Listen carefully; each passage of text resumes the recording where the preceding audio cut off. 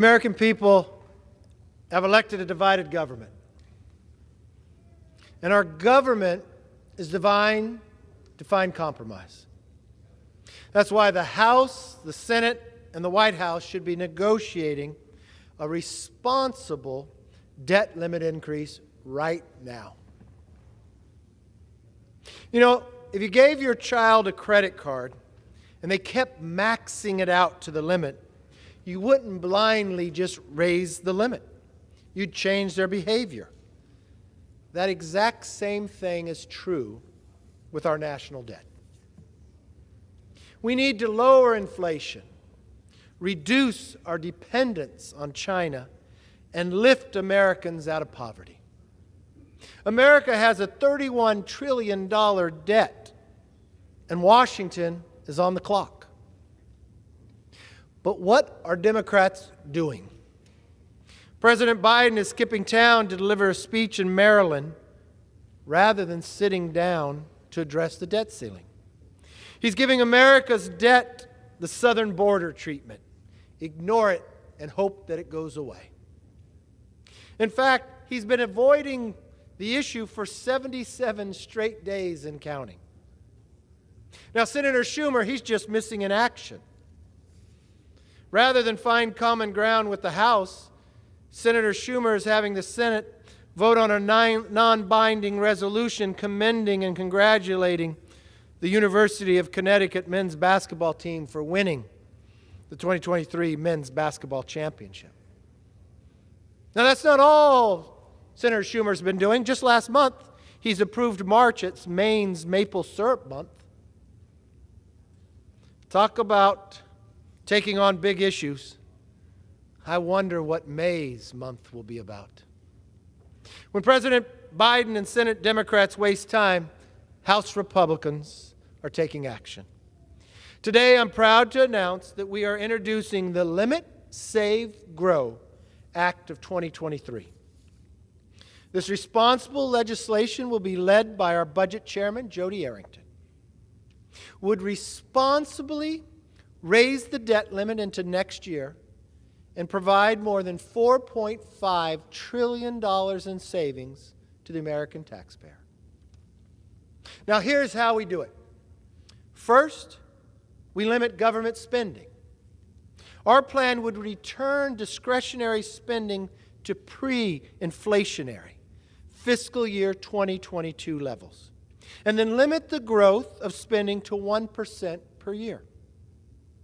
Now, these are the same levels we had just 4 months ago. I didn't hear, Mr. Speaker, a single Democrat complain about that level of spending. These spending limits are not draconian, they're responsible.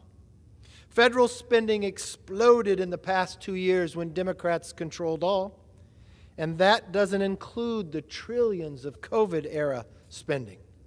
But limited government spending will reduce inflation and restore fiscal discipline in Washington.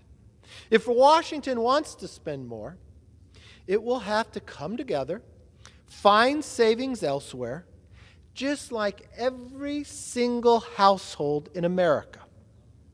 Now, second, we're going to save taxpayers money. Mr. Speaker, the pandemic is over. House Republicans have already passed a bill to officially end the pandemic.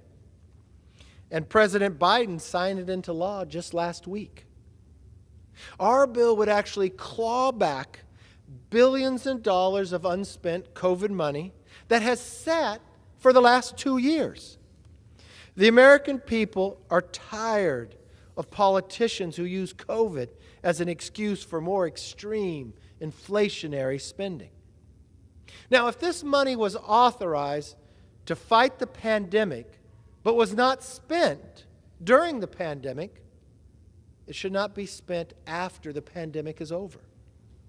Our proposals also repeal Biden's army of 87,000 IRS agents.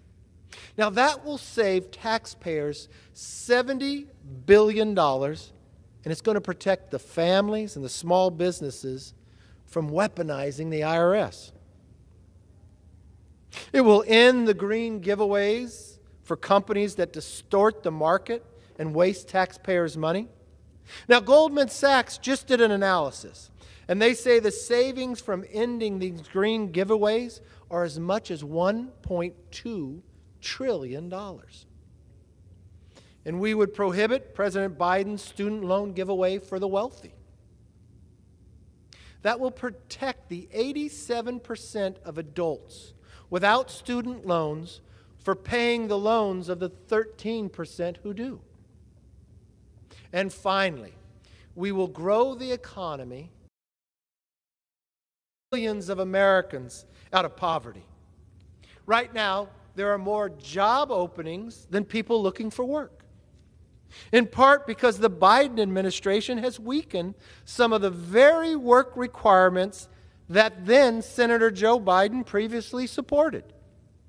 Our plan ensures adults without dependents earn a paycheck and learn new skills.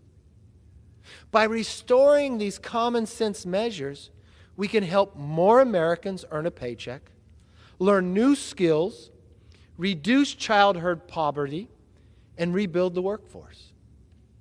It will also protect and preserve Medicare and Social Security because more people will be paying into it. And we will prevent President Biden's executive overreach to spend money outside the normal process, which President Biden has abused to the tune of $1.5 trillion in unilateral executive actions.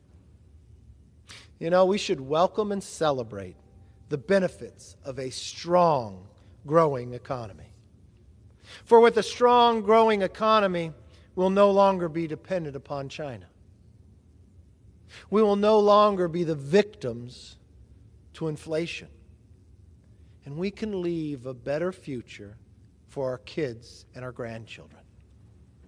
Mr. Speaker, House Republicans are taking action to lift the debt limit, to limit government spending, save taxpayers money, and grow the economy. President Biden and Senator Schumer have no right to play politics with the debt calling.